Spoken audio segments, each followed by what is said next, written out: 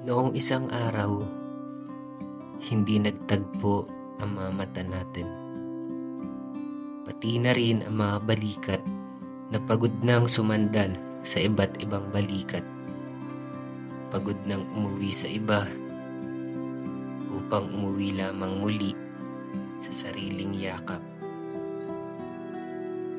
Kahapon, hindi ko natutuhan kung paano bigkasin ang pangalan mo. Walang nakarinig sa pangalan ko mula sa iyong mga labi. Sa mga tulang nais ko sanang ikaw lamang ang makarinig.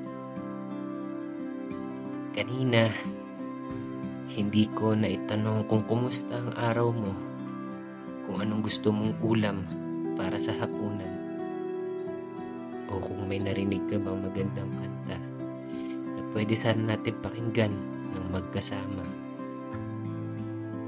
Mamaya, matutulog ako na parang nasa balikat ko ang buong daigdig, at kahit hindi ko kayang diktahan ang takbo ng mga panaginip ko, magsisinungaling ako kung sasabihin kong hindi kita pinapangarap.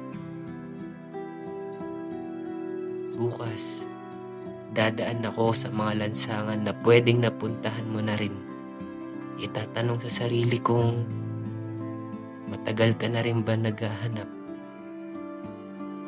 Katulad ko, sa katulad ko, sa akin. Sa isang araw, pag nakauwi ka na,